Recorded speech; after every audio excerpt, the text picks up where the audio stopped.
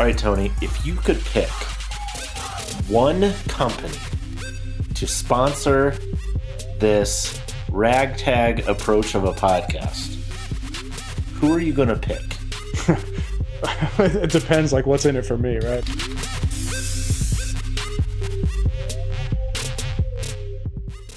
No Putts Given is powered by MyGolfSpy, the most extensive reviews in golf. Before you buy, MyGolfSpy. 9 million readers do it every year. Check us out. Well, Tony, here we are. We are back. I'm still Chris, and I'm still not Miranda or Amanda or yes, whatever. Definitely not Amanda. I don't know. Amanda or not sure who Miranda. That is, but you are not she. I am not her or she. Tony, what's happening? How's life? It's we're just pushing along, dragging. Yeah. Anything new show up at the house lately? Oh, Anything, yeah. Let's do this. So here's kind of what's new at home. So start off. So these are the Bridgestone, getting a little bit of a reflection off the light there. The Tour BXS, the Tiger Edition golf ball, limited edition golf ball. Bridgestone has released that again. Nothing particularly exciting, but if you're a fan of Tiger Woods, as many listeners are, the balls say Tiger on them. So, no mistaking they have to whom the balls belong. They belong to Tiger. So the other new arrival here at the MyGolfSpy headquarters, Saratoga Annex, if you will. This is a Puma Pro Adapt Alpha Cat, and we'll come back to that whole alpha thing here in a bit. So this is it doesn't want to come out, but this is a new spikeless shoe from Puma. Entirely different tread pattern on the bottom. I'm optimistic here because their spikeless have been, I've found them to be super comfortable. I literally wear them almost every time I leave the house. But super not traction-y. Not the best for traction. I wear them to play golf, but only when said golf is played indoors.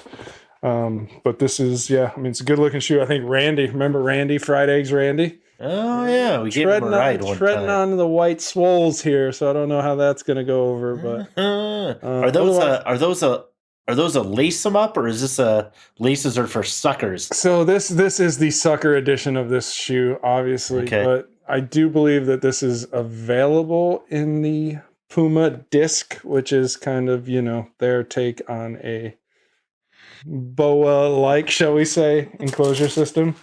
BOA-esque. So if you're looking for a new spikeless offering, Power Adapt Alpha, It's got the Adapt foam. It has foam. You can't make a golf shoe really without foam these days. I think that's kind of a rule. Not well. It's got to have foam. Not well. Yeah. Not much new.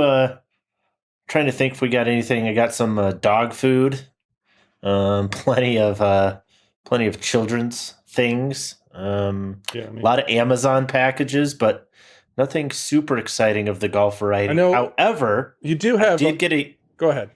No, go ahead. So fortunately, I guess I'll move on. You got to pay for college, probably 6 of one, half a dozen of the other, as they say. But what's a grocery bill like when you had the full house? 7 daughters, a wife, and yourself, and I guess a dog too. What's a typical grocery store visit run you?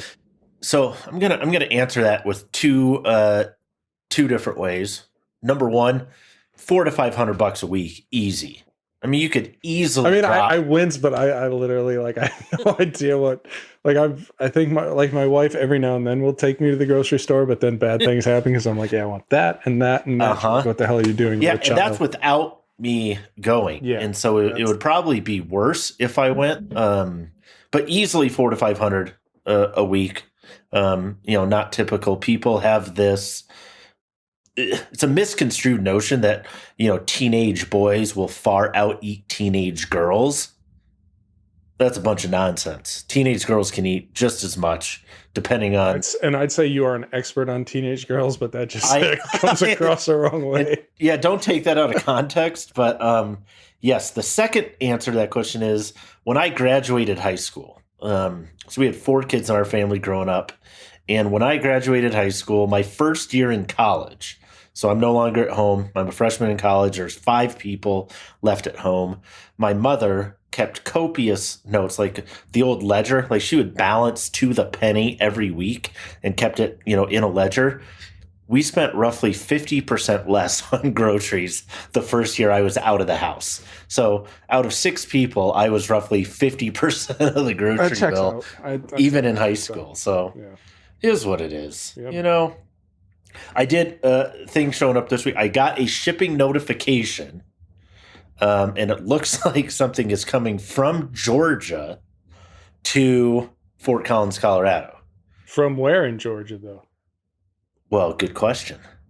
Coming from, I believe, Hotlanta.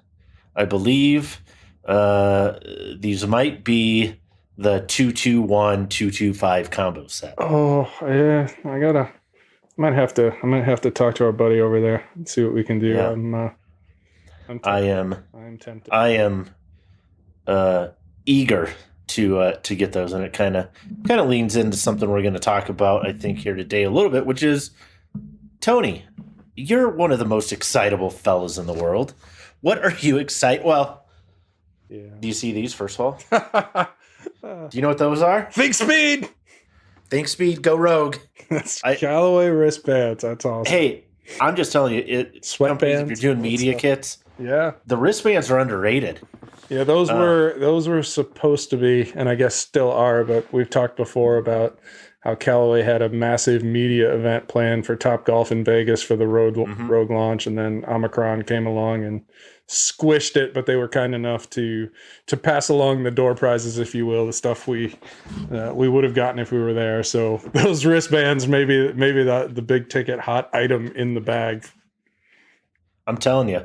I mean, don't get me wrong. Stealth media kit, awesome. The Seamus stuff, awesome. But not a single wristband. Not a single wristband. Not one.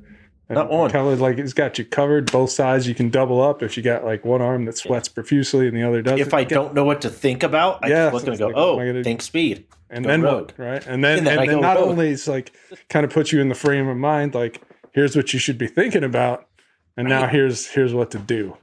So that's very simple, very directive. Kudos to Callaway. Kudos to them and their team. I mean, that's huge. So, all right, a lot of stuff's come out this year. Where are we at? We're March-ish. By the time this airs, probably almost. By the time anybody sees this, we will be solidly removed the ish and into March. Yeah. So drivers, we have an idea of some stuff coming out in the iron space, wedge space, golf ball space. Let's kind of work our way through the bag here a little bit. Like, what are you most excited about for yourself personally? And then let's kind of work our way through our bags. Like, what could we, if we can do this, we could look back in 6 months and say, okay, how close were we to what actually ended up in the bag? A single item that I'm most excited about is something I can't talk about yet. Ooh. I think that's a next month-ish release. Saw that, what was that? November-ish? Everything's ish with my memory. So back in December. Maybe December. Loved it.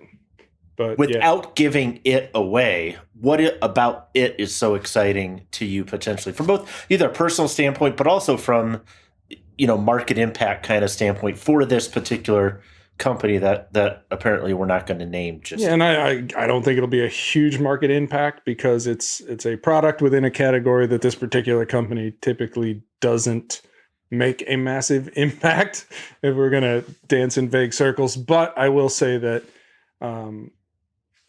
certainly from this company and within the category that it's in, it is far and away just the best looking I've seen, and I think it's going to be a real strong performer as well. So, there's a teaser. I have said as much in that segment as Phil Mickelson said in his apology. That's which is to say, you say best, Tony, when you say nothing at all. Yeah, exactly. All right, so let's work from the back up, though. Putter space. We don't talk a lot about putters. It's very individual. It's a slow science. Me, it's because I don't care. But go on. it's a slow science, right? So there's this terrible idea, the ball's not rolling that fast, right? You're not imparting a tremendous amount of force. And so it's like, how different can a putter really actually be from, this brand to that brand? We've tested stuff. We've seen $99 putters, Tommy Armour, do exceptionally well. We've seen really expensive putters do absolutely piss poor, right? And everything in between. So is there any reason to be excited about putters this year more so than any other year? No. Not even a little? No, I think Cobra's doing some cool stuff with the 3D printing and the partnership with SICK, and I think you're going to see that kind of continue to grow, and definitely those are going to be, certainly I know of one that's performed really well in Most Wanted. I don't know if that test will be out yet by the time, that we hit publish on this podcast. So that I think is interesting, but beyond that, there's not a ton of opportunity. Maybe you see it differently than I do, but it's the same though. There's very few shapes that kind of nobody goes too crazy, because as soon as you go crazy, you've made a product nobody wants to buy. That's the problem. So what's interesting to me about you, for the longest time, you've been a very, heel shafted, open to close, like Ping ZB type of, you tend to fit into that really strong arc. Strongest arc you've got has typically been. But then last year, that wasn't the case. You, on a whim, grabbed a putter out at Bandon with TaylorMade, right? And have you returned that putter, Tony? Stole a putter from TaylorMade. Have you returned it? No. Okay, so you straight up lifted a putter from TaylorMade, but a totally different situation, right? More face balance, bigger mallet. Yeah, and that was a case of where, in talking to TaylorMade's putter guy, it was just like I was struggling the first day out at Bandon, and you just don't want to have anything that goes wrong at Bandon, anything at Bandon that can make you miserable, especially if it can be fixed. And so I'm struggling with my putter, and we kind of talk about what I have and the greens at Bandon versus what I play at home. And he's like, that degree of loft, degree and a half you have is never going to work. Hey, go over to the bag and see if you can find something you like, and feel free to play it while you're here. And I found something I liked, and I'm like, well, I like it, so I'm going to keep it. And I just continued to play it, and for the most part putted pretty well. But I'm a pretty decent putter anyway. But I do feel on shorter putts, I do like that added stability from a mallet. So we live in. So bigger difference this year with putters. Technological changes that we're going to see from companies. Like if I'm going to look to get a new putter, am I going to be better off if I haven't bought a putter in say 5-10 years? So between, say 5-10 years ago and today, I'm going to go pick a putter up off the rack, or I'm not going to do that, and I'm just going to go get fit for a putter. Which one is my? Well, if you're going to go get, I'm always going to take fitting. Right? Yeah, I'm always going to answer fitting. But if you're going to go, as Dave, our putter guy Dave likes to talk about the putter corral there. If you're just going to grab something off there or try a few there, technology breakthrough is not massive. We've seen stuff like you see kind of the even roll groove type stuff and face technology that's designed to either impart forward roll and that sort of thing immediately or help sort of offset for an open face at impact and things like that. But it's inarguably the lowest tech club in the bag, and that includes the putter or the wedge rather. So yeah, and I know you love putter so much, we'll probably do a whole episode on putter technology. But I'm excited on the putter front. I'm seeing more customization options. Again, you mentioned even roll; they're going to roll out a custom program. TaylorMade, My Spider, right? Yeah, exactly. So it kind of feels like not that we're putting technology. Exactly. It's not that we're putting technology on the back burner necessarily, but people are seeing that, that want to have things kind of personalized or customized through the bag. And it's like, oh, okay, if I can do this or do that, add this, add that, what are some options there? So, Again, I know, and I've talked about this for years with Adam, because Adam Beach, our owner, he's a hardcore putter guy. Like, he loves putters. He's designed putters. He collects putters. He's one of those guys. And I've told him, like, just don't get it. I don't. It's not. It's so we know you're a shaft evil. guy. We know. So what are you then? For the longest time, right? As much stuff as we get to see and try and here at MyGolfSpy, I think I had 3 putters. I think that was, and now I'm as loaded as I've ever been on putter options, and I think I'm up to like 5 or 6. So, I mean, not so many that if you sold all of your putters, you could afford like $1 million house. No. You're not that. You're not that loaded No. in putters. No, I don't. But maybe I don't have any of those fancy premium art wall hanger type putters. No wall hangers. What about wedges? Wedges or irons? What are you more excited about this year? Wedges or irons for you? Well, wedges, but I think like this is almost kind of unfair if if we try and put this conversation in. Tackle it from the perspective of your typical off the rack buyer. It's tough for me in wedges because full disclosure, right? You and I were out at TPI again late last season, November-ish, and we got fit for SM9. And so from that perspective, we talk about lack of fitting opportunities in the wedge space all the time. And so to be able to go out and be fit for a wedge or a set of wedges and know that, hey, this is dialed in for how I deliver the club as well as the shots that I want to play on the golf course, what I need these wedges to be able to do. Like, you can't beat that. So, I'm always going to be like, hey, if I can get fit for a wedge, if I can get a good fitting, I think, especially now when you've got, it doesn't matter, right? We talk about Vokey all the time and the options they have, but Callaway's lineup is extensive now. They have bounce and grind options. Mizuno has expanded when they launched their new wedge lineup in the fall, and you're starting to see these options grow. And on one hand, that's awesome. On the other, it's your hands are tied a little bit because there just aren't a lot of options to go and get fit for wedges. And like, even if we talk about fitting in terms of good, better, best, and best would be, in my mind, an outdoor fitting at a place like TPI with the little bump of being entirely brand agnostic, right? Like, wouldn't that be sweet? And I'm not even sure anywhere like that exists. They've got to be few and far between if they do. And then you move into, hey, I can get fit outdoors, but I'm limited to one brand. That's still pretty good. And then you start getting into, all right, how do we do this indoors? And when we talk about new wedges for the season, Mizuno came out late last year. Callaway, I think, was reasonably late last year. And now you've got new Ping and new Titleist. So you're in a good place if you're looking for new wedges. You got options, but man, getting fit is tough. It is tough. It's a challenge. I don't know. Maybe we'll be able to help people with that at some point a little bit more. Let's talk irons. Okay. What are you excited about irons? What irons are you going to play this year? I don't know. I have T100S that I'm excited about.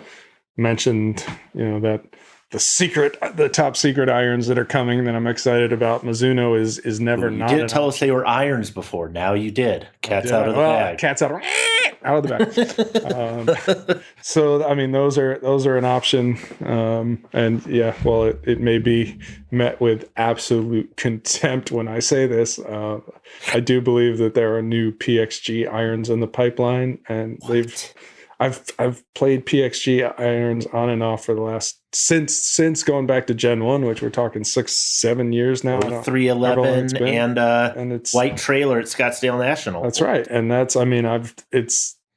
an iron I've found successfully. So I've played some of my best golf with those. So it's it got options. I got options. It's nice to have options, I guess. But you got options. Yeah, I honestly have no idea. So having said that, if I'm, again, taking the approach of an off-the-rack buyer just based on my experience, what am I most excited about? Yeah. Let's take the fall releases, the late summer. Let's not talk about Titleist and Mizuno in this conversation, just kind of the January stuff that's launched or January and beyond. Yeah. Those new Ping irons in the player's distance category.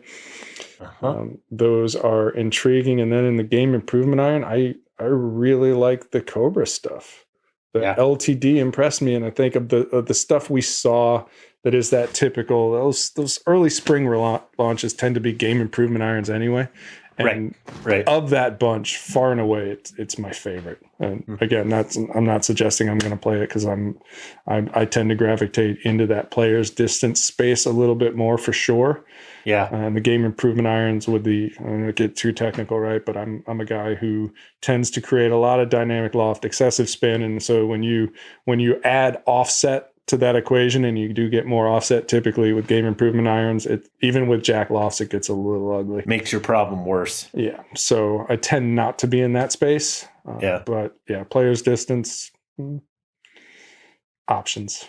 I played Mizuno irons for a long, long time, back to MP14s and MP29s and kind of back in the day. And I know it's a standard by which a lot of other clubs are measured, particularly in a feel department. It is a very unique feeling. One of the things I come back to, I think is very interesting, is in this whole world of contracts, right, and negotiations and this and that. And I may be wrong on this, so I hope somebody corrects me if I am, but the foundry, and you got to go see it, Chuo over in Japan, where they do the forgings for Mizuno, they don't actually have an official agreement. It's a handshake agreement. Handshake deal. Yeah, it's pretty wild. A lot of people think Mizuno actually owns their own foundry. That's not the case, but it's pretty much a long-standing handshake agreement, which isn't uncommon in Japan anyway. That's how a lot of business gets done. But it's exclusive, right? Meaning that for the most part, right?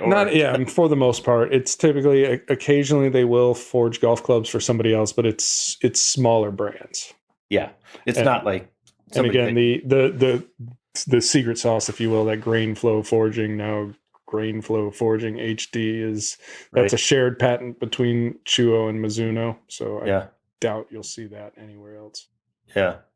And the fact that they this time around on the 221, 223, 225 series, the new MP Mizuno Pro series, they kept the copper underlay, which again, if you're a fan of Tommy Nakashima, if you're a fan of the huge fan. I'm a huge Tommy fan. I out there. Yeah, but they brought that back on the MP20s, and again, it was one of those cool things where the players could tell a difference in their player testing. Said this one I like better than this one, etc. Blind testing, etc. The players all preferred the one with the copper underlay, and they didn't know what the difference was, right? True blind testing, and so I think there's something cool about that. So I'm excited to get those in. I went with 6 through wedge in the 221, and then 4 and 5 iron in the 225, and not sure what to do beyond that just yet, but we'll see. Time.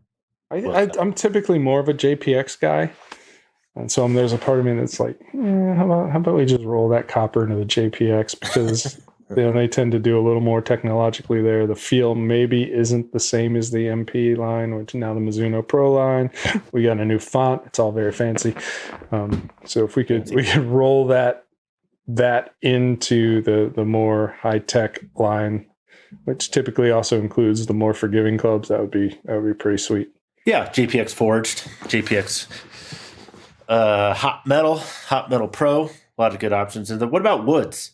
Let's not drivers. We'll save drivers for the very end, but I'm talking fairway woods, hybrids, stuff in there. Is there anything to be excited about, I guess, or is this back to the putter? With what I've seen, and let's talk hybrids first, because we get into hybrids and fairway woods. These are two spots in the bag where I tend to sort of stay grounded. I'm not like, ooh, new shiny object, right? It's I played, and still I have I skipped an entire generation of Pxg hybrids. I got fit into a TSI 3 as part of the visit with Titleist, so I'm going to give that a look. But I've been pretty steadily Pxg hybrid in the bag, and I'm not excited to change out of it.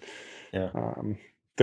The Gen 4s, the Crown was a non-starter for me, and as much as this is hypocritical, I'll admit, I'm always saying, hey, don't get too wrapped up on looks, right? We find very little correlation. Guys that hit stuff they think is ugly exceptionally well all the time, but Yeah, that Silver Crown just didn't do it for me, and like I was really content with the Gen 2, right? That's where I was. Right. Yeah, Gen 2. Yeah, you had the Gen 2 hybrids. One. Yeah. So I was super content there. No reason to change, and with everything that's come out, I'll wait and see. Let's see how it goes with the TSI 3. Let's see if the next Pxg stuff is on par or better than what I ever have. But that's what I already have. But that is legitimately a situation where I could conceivably keep playing those. Yeah.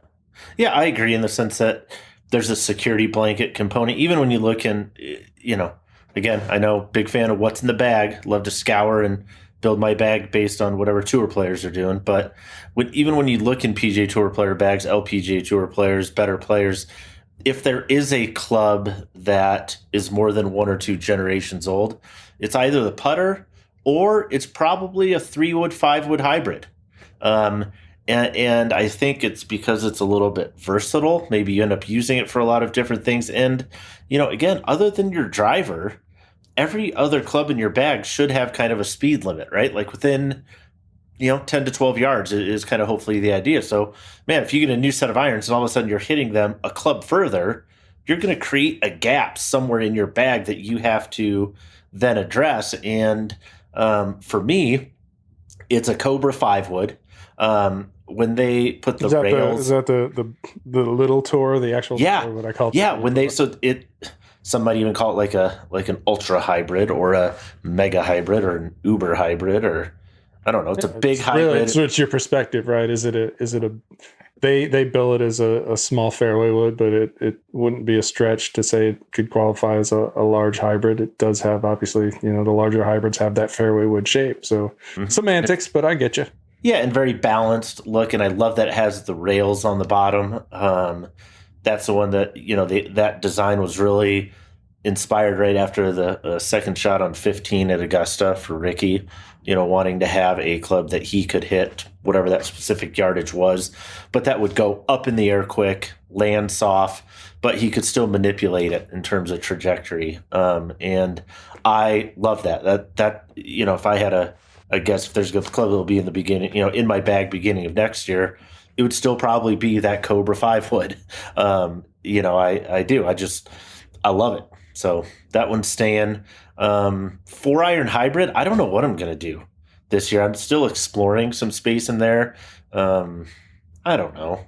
Yeah, I'm kind of in that same boat when you get into that part of the bag. Like I'm pretty dialed in with a Titleist 3-wood right now, TSI 2. The strong 3, so 13.5, but okay. I mean, was exceptionally fond of the LTD, and so with a new LTD similar design, like I know maybe I'm not ruling that out. We'll see. Yeah. But again, it's not a club I like to mess with very often because I mean I'm like a lot of guys, right? The 3-wood is not the easiest club in the bag to hit. I would argue it's absolutely the opposite of that. And so when you find something like, one of the things we talk about in ways to, and we did this with some of the metrics we've rolled out with Most Wanted, is this idea of you can throw optimization at everything and talk about ideal numbers and hitting windows and perfect launch and spin and all of that stuff. But at some point on the golf course, and especially when you get into a club like a 3-wood, it does almost boil down to pass fail. So, you want to look at our playable shot percentage or straight shot percentage from the driver test, something like that, where it's like, hey, maybe it wasn't perfect, but did I get in trouble with it? Did I stay out of trouble? And so when you get a fairway wood, especially for me, handicap around 10, got a little bit better last year, but certainly, you're basically scratch. If you're not at that level, this idea of, I'm knowing that you're going to hit a good shot every now and again and even often, like that's right. One thing. And if you compare that with, I'm probably not going to hit a bad shot, like that's a great way to think about performance in practical terms. And so when I have a 3-wood that, as I have now, like I'm probably not going to hit a bad shot. It's not to say I never hit bad shots, but probably not going to hit a bad shot. Like why? I'm not looking to improve on that. No way. I totally agree. I think that's the place. And I think that hybrid 4-iron, 3-iron kind of space is also a fun place where talk about 14 clubs as a limit. That's just how many you can carry with you. There's a lot of rule. It's a terrible rule. It's just 17. But that isn't a terrible spot where people might be flipping a club in or out depending on course conditions, where they're playing. If that is a place where you have the opportunity to change something up, that might be where you switch a hybrid for a long iron, or something like that, depending on what course you're playing. So as we get into that transition zone between kind of that long fairway wood that most golfers carry and your iron, and the infinite number of ways you can fill that space, I also have a 7 wood now. Which, hey, so does DJ. Yeah, well, I started talking to, initially started checking the guys at one of the guys at Titleist, because we were seeing, I asked him about what they were seeing on tour with, you mentioned DJ and others like this, kind of going to this 7 wood, and because they felt it was easier to hit. And that's interesting, right? When a tour player says, hey, I put this club in my bag because it was easier to hit. Right. Like, well, maybe I should, this isn't like I'm trying to flight it low and work the ball. No, like, this is easier to hit. Like, I need easier to hit. Most golfers need easier to hit. Yeah. And so I'm gonna be trying that out and see, hey, if it's easier to hit, I'll maybe find a way to keep it in there. But again, there's just so many options in there. It's it would be nice to be able to carry 17, 18, 24 on clubs. The 7 wood. Yeah. Don't hate on the 7 wood at all. You should try one. I should try one. I might try one. Just beyond the 5 wood. Yeah. But I go from the guy with I don't know which is worse, right? The guy with 2 hybrids in the bag, one of them being a 5 hybrid, to a guy with 3 fairway woods. I am just made for senior golf. They're all head covers. You still have 8 head covers in your bag. So I'm building a ranch and moving into senior golf. Like, you're very quickly going to have no actual irons in your bag. It'll be a couple wedges, a bunch of head covers, and a putter. It's like my dream setup. I would love that. I swear. I mean, you've played with me enough. That's how I get into trouble. Like, hit an iron. I'm like, damn it. Here we go again. I know. That's how we lost a Pro V1 left dot. And still out there somewhere at La Costa. Yeah, somewhere. La Costa, the disappearing $6 golf ball or whatever the hell they work out to on eBay these days. Ridiculous. All right, how are you going to decide on a driver, Tony? Are you excited about these that are out there? Are you seeing, based on our driver tests, based on what you've seen? So, I mean, on one hand, it's a weak year for drivers. And by that, I mean, it's just the way for new drivers, right? We all know it's not going to surprise anybody to find out that the stuff from last year and the year before that and the year before that and probably the year before that and then some holds up really well against the new stuff. Again, we're not having massive wheel inventing breakthroughs every year. We get good stories, but ultimately we don't see anything that is best for everybody or blows away the competition or anything like that. So it's a weak driver year in that Ping doesn't have a new model and yet, right? And Titleist doesn't have a new model yet. So it's really, you're talking about TaylorMade from the big 5, I guess, right? TaylorMade, Callaway, and Cobra, the only 3 launching. And I don't want to, we know Mizuno is certainly stepped up their driver game in recent years. But if you kind of focus on the guys that account for the bulk of the sales, it's only 3 out of 5 this year. Mm-hmm. Obviously, TaylorMade, huge noisemaker with the Stealth Plus. We did see Stealth line. Stealth Plus, we saw the highest average ball speeds in our test. And it's certainly, it's tough to, by averages, I would say it's the fastest driver on the market. Fastest isn't always longest when you take into things like, hey, did it fly straight or did it go left or right or things like that? Yep. Certainly fast. LTD, XLS, certainly fast, but probably not the one for me. So that's, but LTDX, it's too low spin for me. Which is crazy. Right. LTDX, I think, is really promising. I'm excited about that. And I would say that's probably the one I'm personally most excited about. LTDX. Obviously, a ton of curiosity about Stealth and seeing how that holds up and what that looks like for, because when you're going out and you're kind of testing these things, you're like, hey, was that far? It almost is kind of unless it's an explicit fitting, it is almost a demo experience where you're like, oh, hey, what can I get out of this speed wise? How far can I hit it? That is often a little bit of a different experience than I need to now go play golf with this thing.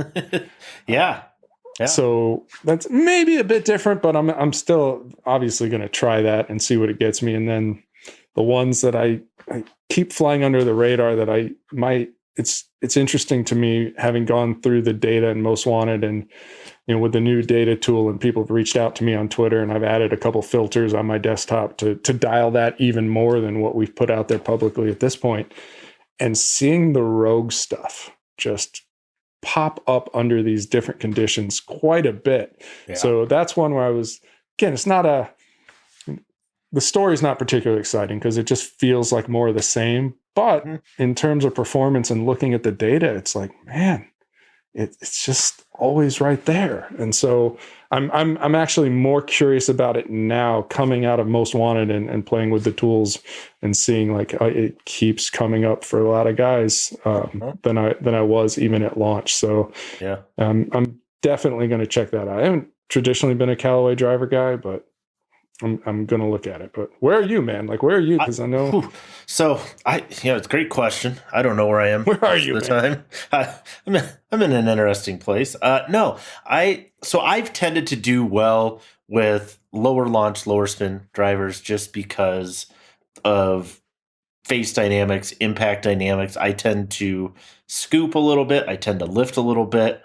I'm getting a lot better at that. But last year, and any of the guys that I play with regularly at my home course would tell you, they're like, man, you drove the ball so much better this year than I've ever seen you drive it before. And that isn't to say that that's like a crazy, crazy improvement. I was finally keeping up with them a little bit more, but this was last year when I kind of gave you my filters and numbers and went through and you said, hey, give these 2 or 3 a try. And I ended up with Cobra, with Rad Speed. And, went with the lower launch, lower spin. When I played with you out in Carlsbad, you were murdering that club. Yeah, and it was murdering. Crazy. There was a couple times I played Jose's like, we haven't seen anybody over that hill in a while. And our swing speeds are actually very, very similar. And actually, that day, I think you were a couple miles an hour faster than I was. And the point to me, and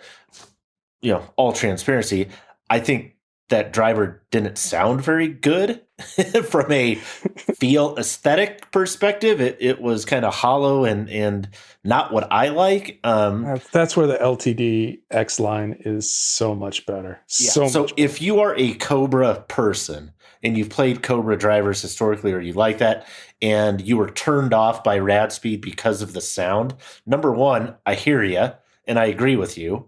Number two, this is a Mongolian reversal, right? Like they got the sound feel piece much, much better. So I'm very encouraged to try that. And actually what I'm going to do is I reached out to our friends at Footjoy. They're going to send a shaft or two, and I'm going to do my own little driver showdown between the Cobra, the LTD XLS, and Stealth Plus, just being 2 of the newer models.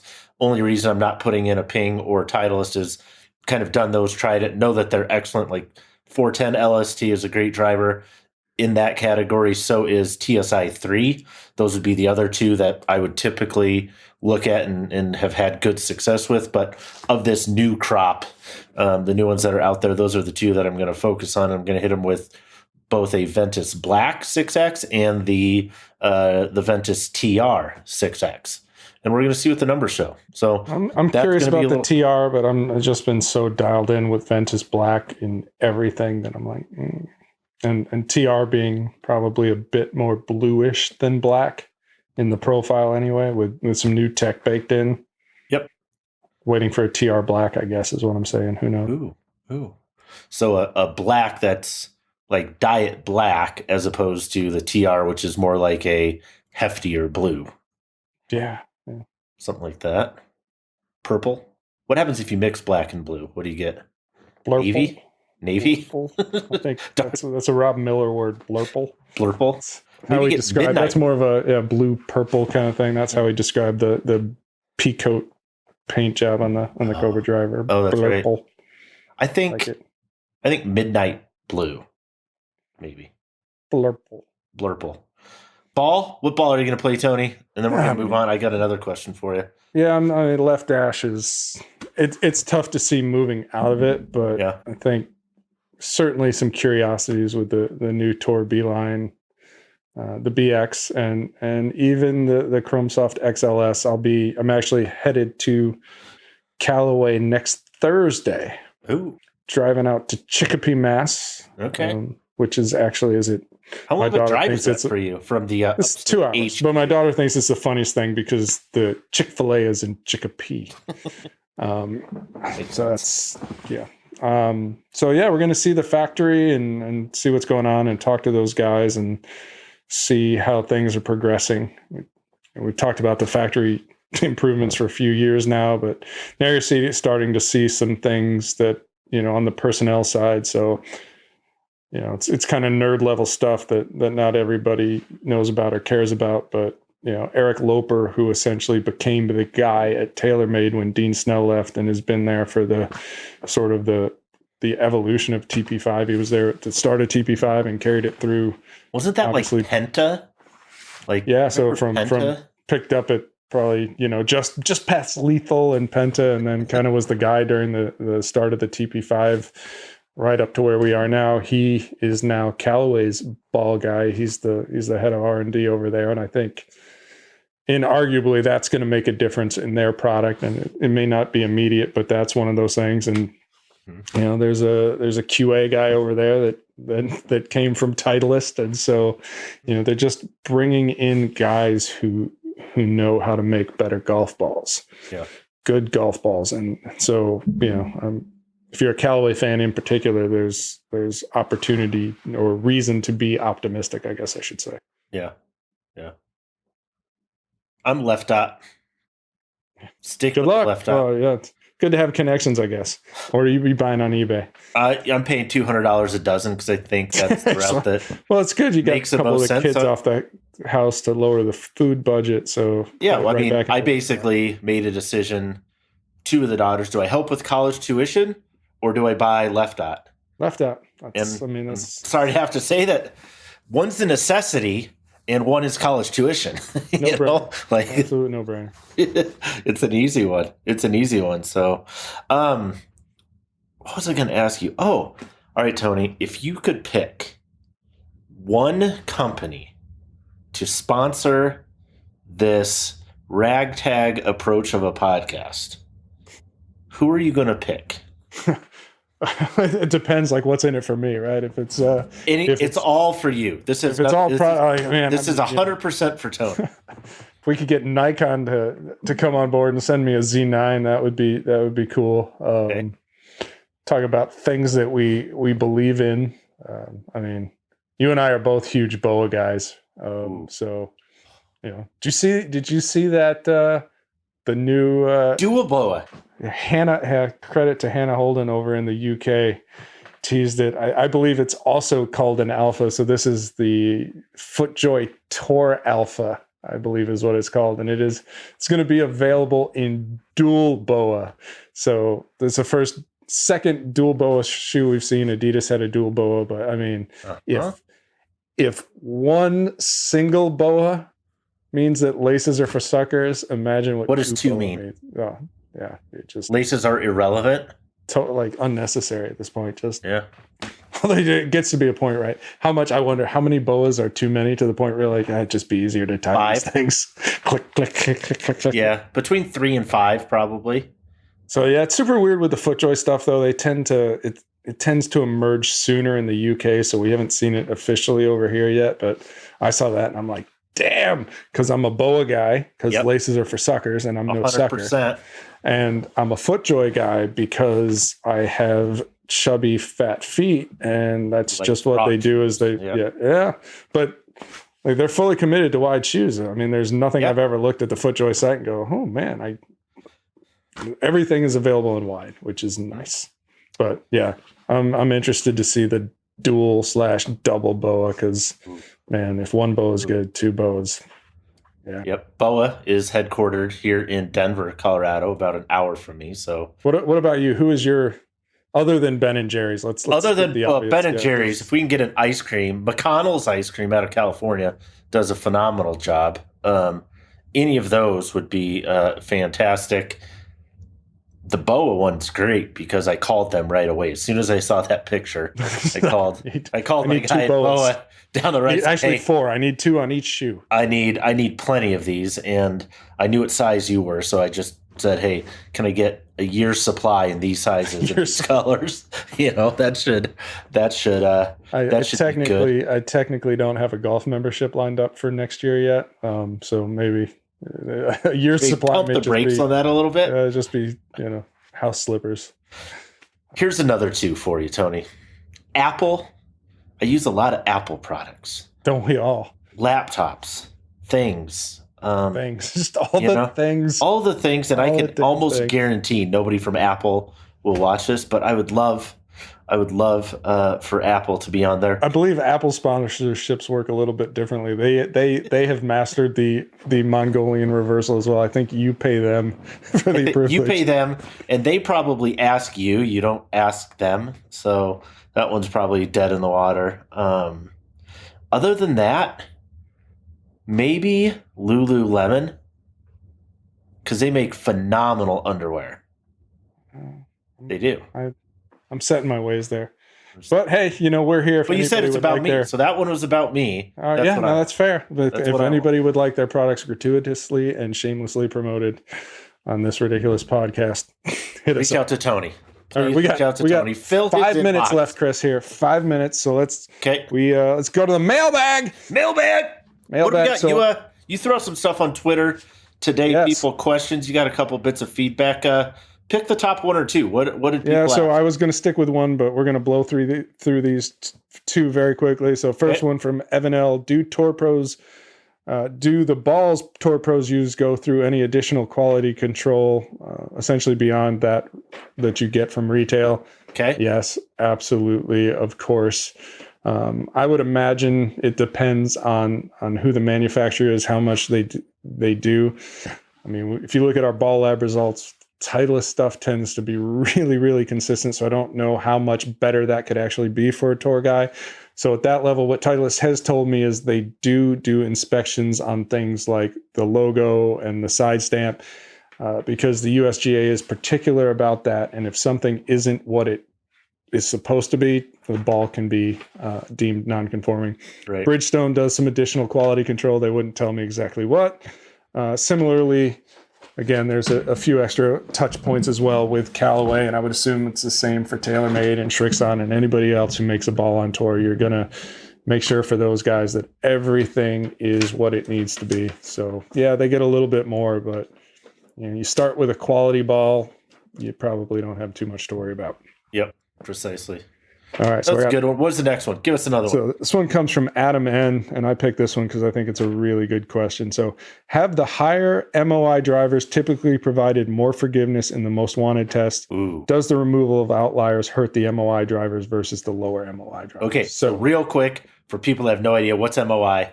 Moment of inertia, which is essentially the simple way to think about it is an object's resistance to twisting. So think of it hitting it off the toe. You don't want it to clank open, hitting it off the heel. Yep. Trying to resist and that. We typically talk about MOI in kind of that plane, right? Heel, toe, MOI. There is also MOI that's up, down, like Y-axis. Up, down tends to be more about spin. Front to back. We're talking about X-axis, right? Right. And so what we see in testing is that higher MOI drivers, especially if we talk about the ones that talk about back CG, if that's the focus, raising MOI along that axis, what we do see is a strong correlation between higher MOI and the standard deviation of ball speed or ball speed deltas. So fundamentally, MOI is a preserver of ball speed, and we actually do see that translate really well. Now, if that's your only metric of forgiveness, then it holds true. But if you start talking about things like, hey, is spin consistent? Can I hit it straight? Yeah. If you're looking for consistent spin, typically it's the more forward, less conventionally forgiving drivers that provide that.